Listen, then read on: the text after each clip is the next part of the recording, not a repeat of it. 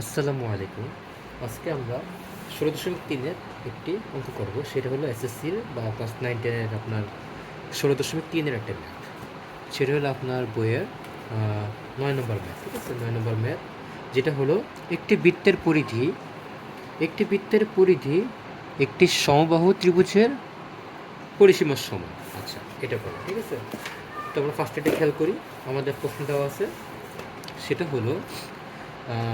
হলো একটি সমবাহু একটি বৃত্তের পরিধি একটি সমবাহু ত্রিভুজের পরিসীমার সমান।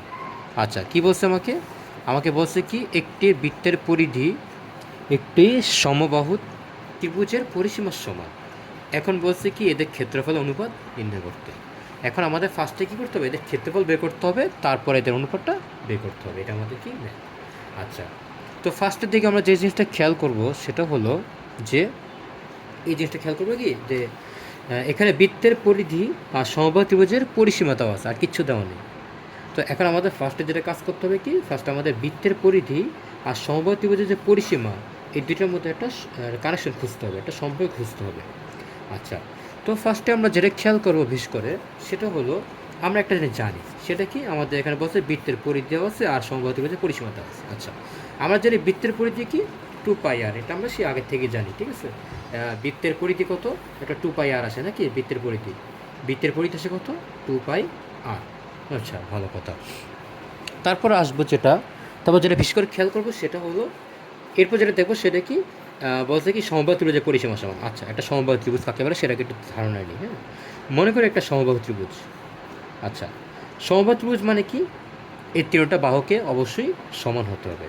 আচ্ছা, তো তিনটা বাহুকে যদি সমান হতে হয়, তাহলে আমাদের প্রত্যেকটা বাহুকে যদি একটা বাহুকে যদি আমরা এ ধরি, তাহলে আমাদের প্রত্যেকটা বাহু কী আসবে? অবশ্যই এ আসবে। কেন? কারণ সমবাহু ত্রিভুজের প্রত্যেকটা বাহু কি সমান হয়। আচ্ছা, তার মানে কি সমবাহু ত্রিভুজের প্রত্যেকটা বাহু যেমন সমান, তেমন কি এদের প্রত্যেকটা কোনো কি সমান হয়। আচ্ছা, ওদিকে না যাই। তো এখন আমরা পরিসীমা মানে কি বুঝি? পরিসীমা মানে বুঝি হলো মূলত সবগুলো বাহুর যোগফল। তো এখন এখানে তিনটা বাহু আছে, একটা বাহু এ, একটা বাহু এ, একটা বাহু এ, তিনটা তো এ। তার মানে কি যোগফল কি আসবে?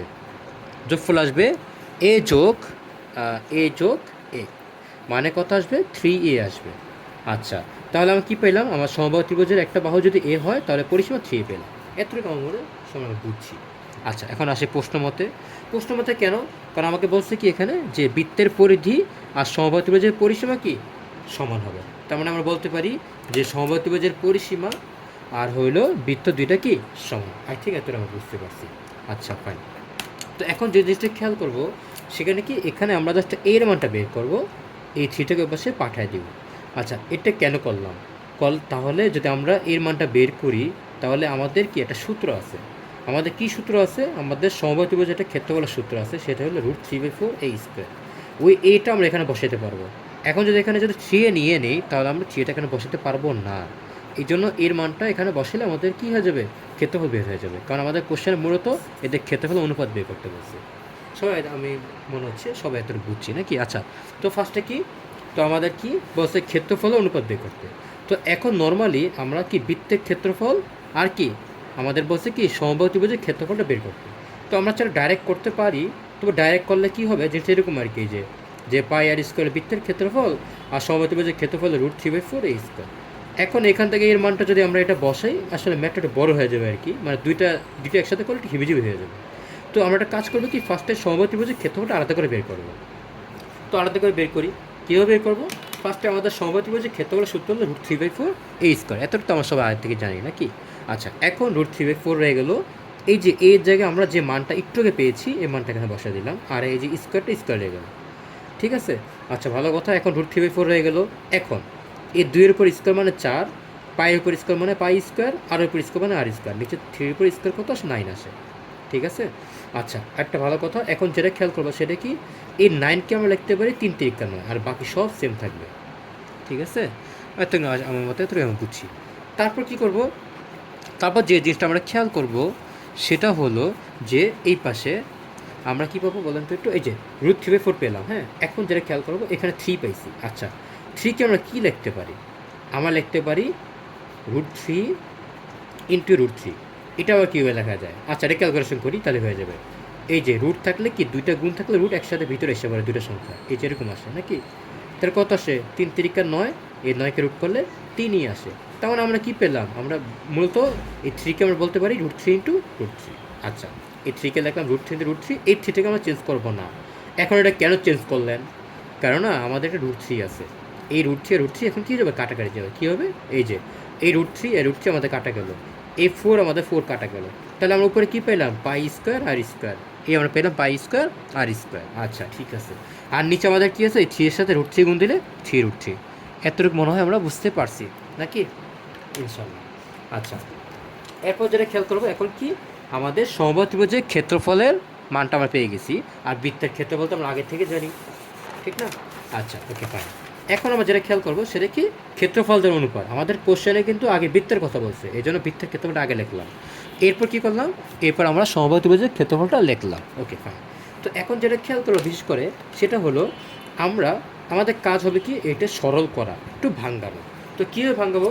ফার্স্টে আমাদের এখানে পাই আছে একটা, পাই আছে কয়টা? একটা। আর স্কোয়ার আছে কয়টা?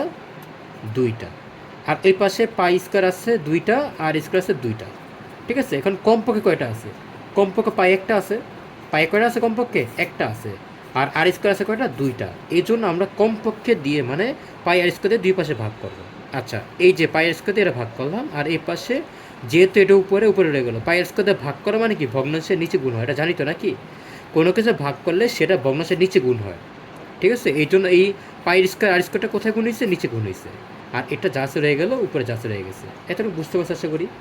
এই যে পাই আর স্কোয়ারে ভাগ করছি, পাই আর স্কোয়ারে ভাগ করছি। আচ্ছা, এখন কি হয়েছে?